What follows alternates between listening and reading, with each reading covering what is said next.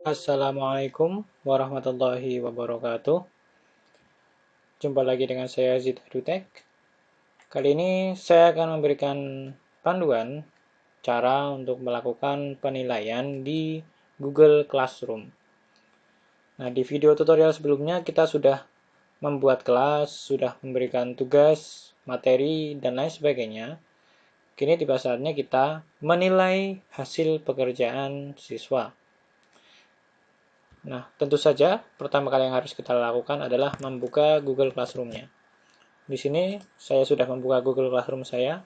Caranya sama seperti yang saya sampaikan sebelumnya ya, membuka lewat Chrome, lalu masukkan alamat classroom.google.com, lalu muncullah kelas yang kita ampu. Nah, selanjutnya kita harus memilih kelas mana yang akan kita nilai dahulu, mana yang akan kita kerjakan dulu. Misalnya di sini saya akan menilai kelas 9A. Kita klik saja kelasnya. Nah, sudah muncul. Lalu kita cari mana tugas yang akan kita nilai. Kita klik tugas kelas untuk melihat daftar tugas yang kita berikan. Lalu kita cari mana tugasnya. Dan di sini tugas yang saya berikan ada di paling bawah. Tugas 1. Lalu kita klik saja.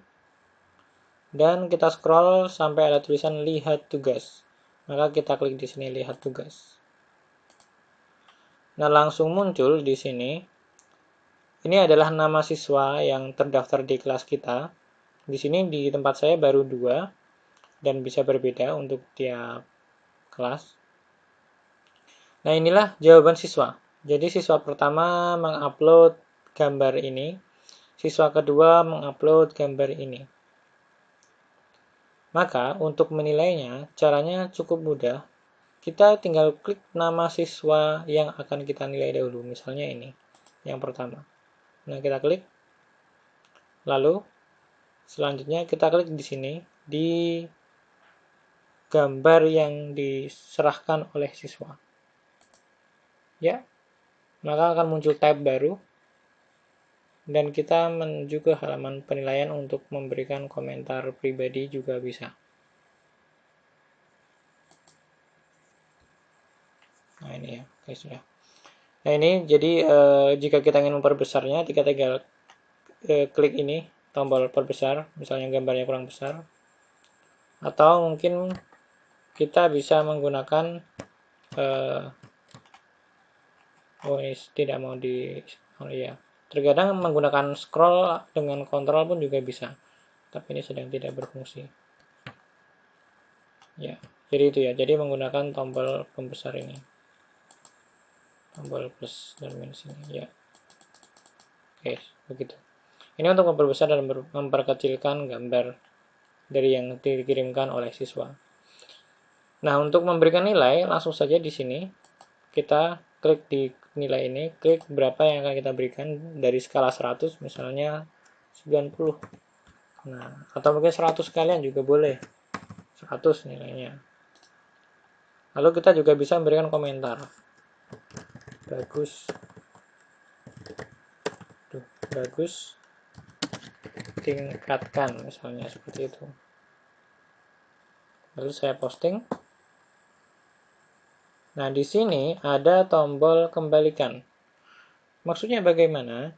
Jadi Google Classroom ini pola alur kerjanya itu mirip seperti ketika kita melakukan pembelajaran secara tatap muka langsung. Jadi jika siswa menyerahkan pekerjaan mereka, tugas mereka ke guru, lalu guru mengoreksi, setelah selesai memberikan nilai, guru menyerahkan kembali lembar kerja tersebut ke siswa. Nah, ini makanya kembalikan. Jadi menyerahkan kembali, mengembalikan pekerjaan siswa ini ke siswa. Maaf ya, menyerahkan tugas ini, hasil jawaban ini ke siswa sehingga siswa bisa menerima nilainya, siswa bisa menerima ini komentarnya. Kita klik kembalikan. Nah, ini ya, siswa akan diberitahu, ya kembalikan.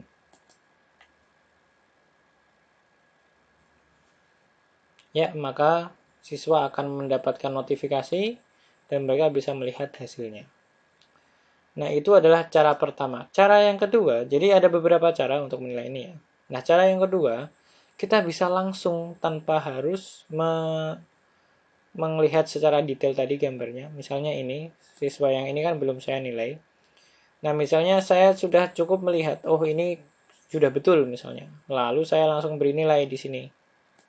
Nah, di sini langsung saya beri nilai, itu juga bisa. 100. Oke, nah ini juga bisa. Jika kita yakin ini yang dikirimkan sudah benar. Tapi jika tidak yakin, ya kita tinggal klik saja di sini, klik kiri, maka nanti langsung muncul secara detail gambarnya lebih besar, lebih jelas. Seperti itu untuk nilai. Nanti jangan lupa untuk setelah memberikan nilai, klik kembalikan. Nah, di sini kalau di halaman ini tombol kembalikannya di sini. Nah, ketika kita klik kembalikan seperti yang saya sampaikan tadi, maka siswa akan mendapatkan notifikasi dan sebagai informasi, jadi lagi-lagi pola kerjanya itu secara kepemilikan file. Jadi seperti ini Bapak Ibu sekalian. Ketika siswa mengirimkan file, maka file itu akan masuk ke Google Drive kita, milik kita.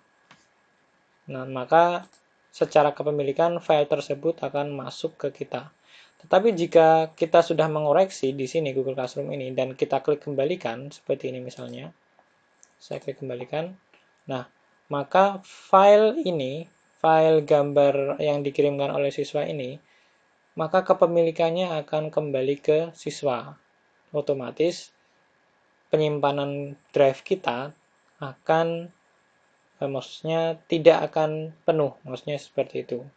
Berbeda jika kita tidak mengembalikannya atau kita tidak mengoreksinya, maka file siswa itu akan menumpuk di Google Drive kita. Tetapi jika kita kembalikan, maka akan kembali ke drive siswa penyimpanannya itu. Nah, seperti itu ya. Jadi jika kita buktikan, buka folder untuk tugas, kita lihat, nah ini kan Google Drive saya ya, Z-EduTech. Nah, kita lihat di drive saya. Ya. Lalu kita pilih Classroom. Yang bisa kita lihat di sini kelas saya yang bahasa Inggris 9A ini, 8C. Tugas 1 ini tadi ya, tugas 1. Nah, ya. Jadi ini file yang dikirim siswa tadi. Gambar ini, gambar logo ini. Nah, di sini. Di sini kita lihat pemiliknya semuanya sudah bukan kita. Nama saya di sini Z-EduTech. Sedangkan ini Irfan Zidni. Sehingga otomatis file yang dikirim siswa ini telah kembali ke pemiliknya, ke siswa tersebut. Sehingga tidak akan memenuhi Google Drive kita, karena memang sebagai informasi jika Bapak Ibu guru sekalian menggunakan Google Drive yang biasa, Gmail biasa, hanya memiliki besar penyimpanannya 15 GB. Sebenarnya ini cukup kecil jika tugas siswa itu banyak dan filenya bisa besar. Misalnya siswa mengirimkan video sedang melakukan praktek apa misalnya, itu bisa besar. Dan jika dikalikan dengan katakanlah 4 kelas saja, 4 kelas 120 siswa, 130 siswa. Jika satu siswa 5 MB, 5 itu sebenarnya kecil, biasanya video bisa mencapai puluhan mega kalau dari HP. Nah, itu nanti bisa membuat penyimpanan Bapak Ibu guru sekalian ini menjadi penuh. Nah, sehingga jika tidak ingin penuh, langsung dikoreksi dan dikembalikan ke siswa. Sehingga akan membuat penyimpanan ini lega, karena 15 GB itu ya memang tidak terlalu kecil tapi juga tidak besar. Seperti itu. Nah, kita kembali ke halaman penilaian. Nah, di sini saya sudah memberikan nilai ke siswa, sudah 100 semua. Kita bisa mendownload hasil penilaian kita jika kita ingin merekap, dimasukkan ke Excel kita bisa mendownload ini menggunakan tombol gear di kanan atas. Kita klik. Nah, ada 3 pilihan. Salin semua nilai ke Google Spreadsheet. Jadi jika Bapak Ibu sekalian terbiasa menggunakan Google Spreadsheet, ini yang semacam Excel tapi miliknya Google. Nah, itu bisa menggunakan ini. Salin semua nilai ke Google Spreadsheet. Ini jika yang terbiasa saja. Tapi jika tidak terbiasa, biasanya hanya menggunakan Excel, maka bisa ada 2 pilihan ini. Download semua nilai sebagai CSV atau download nilai ini sebagai CSV.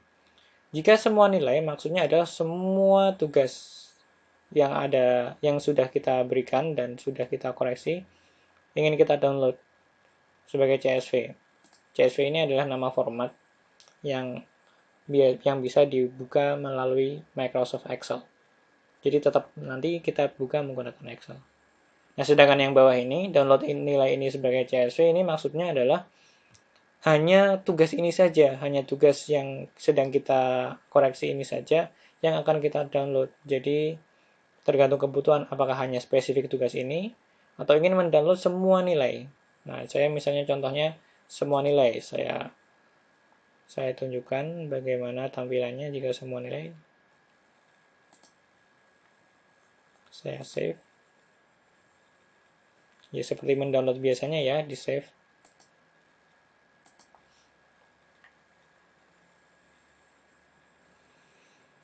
Nah, di sini saya lebarkan dahulu tampilannya.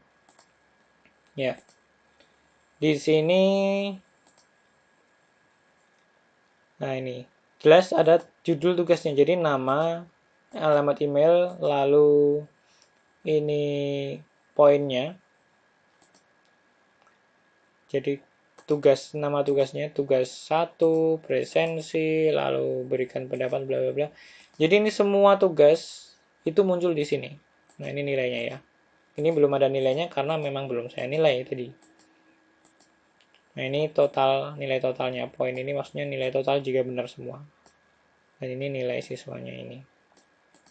Gitu. Nah, ini nanti akan muncul secara detail jika kita menggunakan format download semua nilai. Tapi jika kita menggunakan format yang ini, jika kita download yang nilai ini sebagai CSV, maka hanya ini saja. Saya tunjukkan, saya download. Saya oke. Saya save. Nah, lalu saya buka hasilnya di sini. Nah, saya lebarkan dulu. Oke, ada nama, depan belakang, email, nilai, status tugas. Ya, ini status tugas apakah dikembalikan, diserahkan atau belum selesai, nanti jelas di sini. Jika siswa belum mengumpulkan, maka tulisannya belum selesai. Jika siswa sudah mengumpulkan tetapi kita belum mengoreksi, maka tulisannya diserahkan. Jika kita sudah mengoreksinya dan kita kembalikan, maka statusnya seperti ini, dikembalikan. Lalu ada komentar kita jika kita memberikan komentar, jika tidak, maka ini tidak muncul. Nah, itu tadi cara mendownload nilai yang sudah kita berikan ke siswa. Nah, sebagai informasi, kita juga bisa melihat total nilai. Nah, total nilai yang ada di kelas ini, 9A ini. Caranya ini, klik bahasa Inggris 9A. Nah, ini ada nilai di bagian ini. Ini jika kita klik, maka kita bisa melihat keseluruhan nilai yang sudah kita berikan ke siswa.